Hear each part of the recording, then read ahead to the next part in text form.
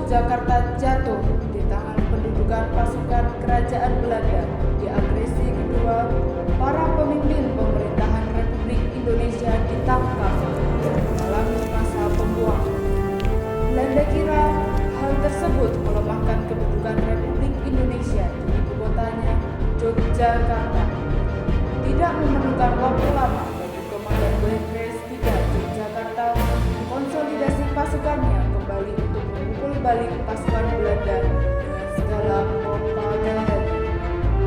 Overste Soeharto pada saat 19 Desember 1949 sore hari sudah memindahkan markasnya di Pedukuhan Modo, dan dari Modo bersiap untuk konsolidasikan ke seluruh wilayah Yogyakarta, mulai dari Gamping, Godean, Cebongan, Kaliurang, Prambanan, Piungan, dan kembali ke Dusun Modo membentuk Subwerkreis atau SWK di seluruh Yogyakarta. Yono, bangun.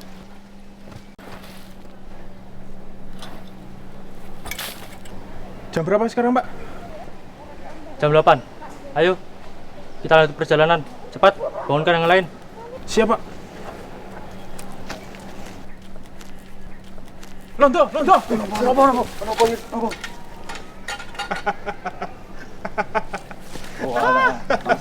Maski. Pisan dengan ini. Pro lagi. Sudah. Ayo kita lanjut perjalanan. Kita menuju Piungan menemui Mayor Sujono. Siap. Ayo.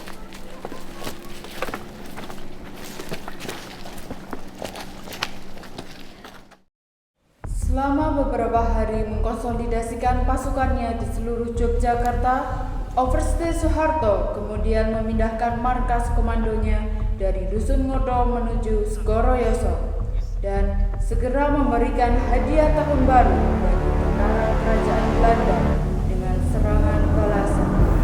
Serangan balasan tersebut mengembalikan kepercayaan rakyat kepada tentara nasional. Di sisi lain, radio siaran silakan menyiarkan propaganda Belanda dengan mengabarkan bahwa pemerintahan dan militer Indonesia sudah tidak ada lagi.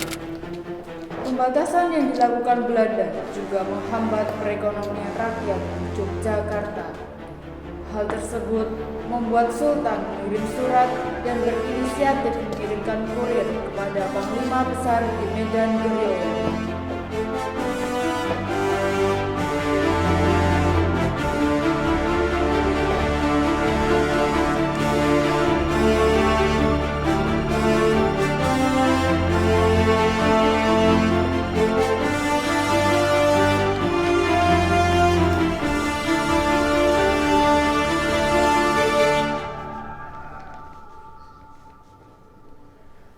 Yang Mulia Panglima Besar di tempat Merdeka. Berhubungan dengan laporan-laporan yang kami terima bahwa 1. Sektor perekonomian rakyat melemah dan mengalami kemerosotan yang tajam. 2. Sektor pemerintahan dan militer yang belum juga memberikan perlawanan berarti menimbulkan situasi yang tidak menentu di kalangan masyarakat. 3. Dalam siaran radio akan diadakan sidang PBB di akhir Februari untuk menentukan posisi Republik Indonesia.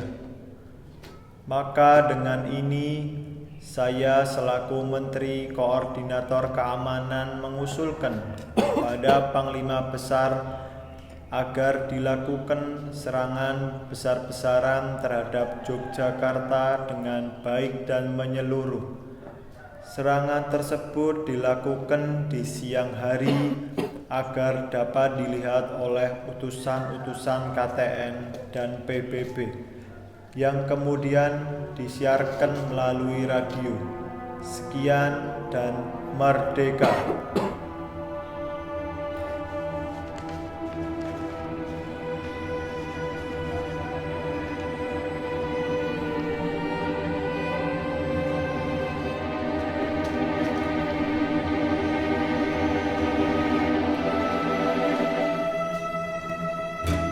Galung,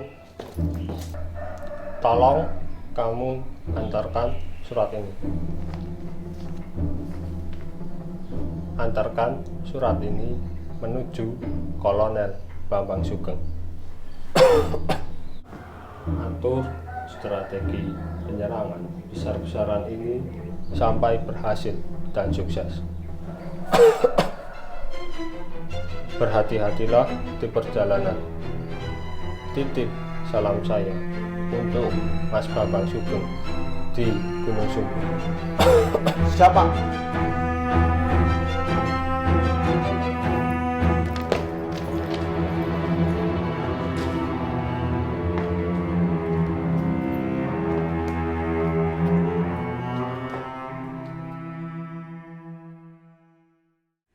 Surat Jenderal Sudirman diterima oleh Markas Besar Komando Jawa di Samigalo dan dirancanglah di Pegunungan Sumbing yang menjadi markas Divisi 3 pimpinan Kolonel Bambang Sugeng.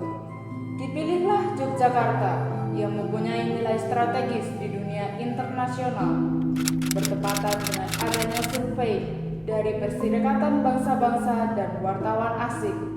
Overste Soeharto berkoordinasi taktis dengan Sri Sultan Hamengkubuwono ke-9 di dalam Prabeyo Kraton Yogyakarta, serta untuk membuktikan bahwa pemerintah dan TNI masih ada ke dunia internasional. Pak Harto, silahkan mendekat.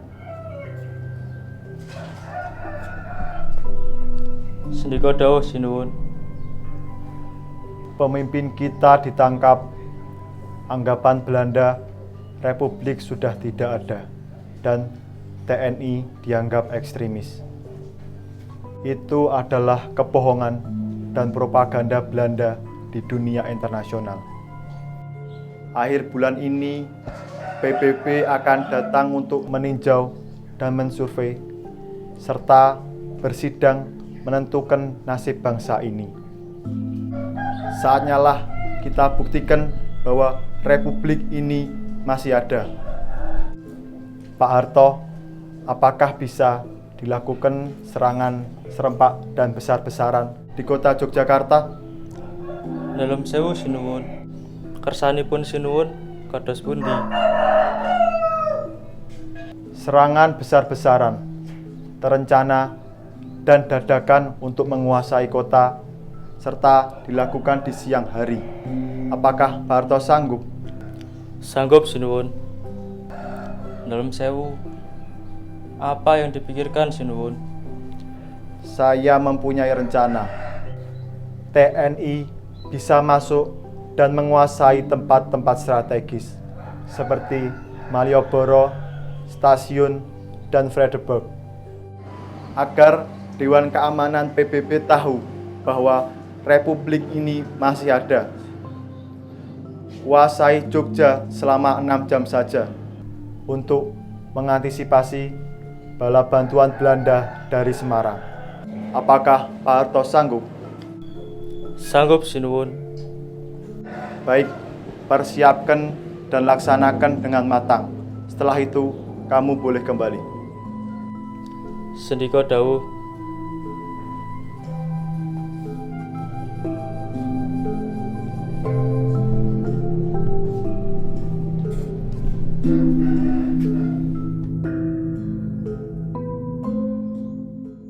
Persiapan serangan umum 1 Maret 1949 pun dirancang dengan penuh perhitungan yang sangat matang dan akan memukul propaganda Belanda di dunia internasional.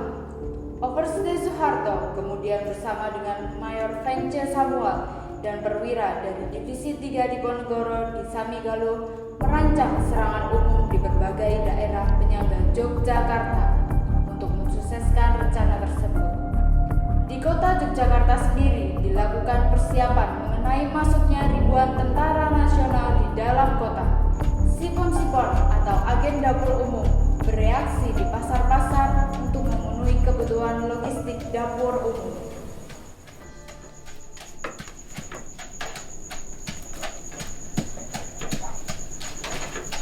Mataram, Menang, Mas Marsudi. Merdeka. Nggih, Bro. Merdeka. Wonten perintah lan penggalih nopo, Mas? Jadi begini, Bu. Dalam waktu dekat TNI akan mengadakan serangan besar-besaran serentak dan menyeluruh di kota Yogyakarta untuk melayani ribuan tentara yang akan masuk ke kota Yogyakarta. Apakah Ibu Ruswo bisa membantu untuk menambah logistik bagi pejuang-pejuang kita? Tapi kondisi logistik saat ini sedang menipis, Mas. Meskipun begitu, saya akan tetap mengusahakan. Baik, Bu Ruswo, saya paham dan mengerti keadaan saat ini.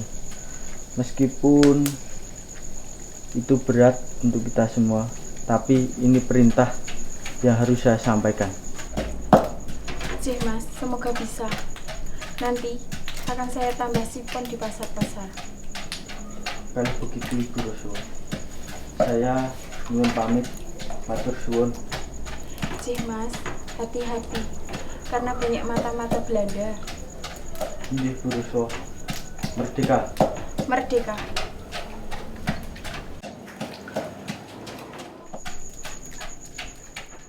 Serangan umum 1 Maret 1949 pun benar-benar terjadi. Posisi pasukan Belanda di pusat kota Yogyakarta terkepung dari berbagai sisi. Dari sisi barat, SWK 103 dan SWK 103A menuju Paduk dan Malioboro. Dari arah selatan, bergerak SWK 102 Pojok Beteng, Fredericksburg dan Malioboro. Dari timur, SWK 104 menyerang Kalitirto, Maguwo, dan Kota Baru. Dari arah Piungan, bergerak SWK 105, sedangkan SWK 106 Kulon Progo mengunci kedudukan Belanda di Jembatan Bantar. Serangan umum dan menyeluruh ini mengejutkan Belanda dan Yogyakarta berhasil dikuasai selama 6 jam. Dengan sandi janur kuning, pasukan Republik sangat bergelora dan penuh semangat.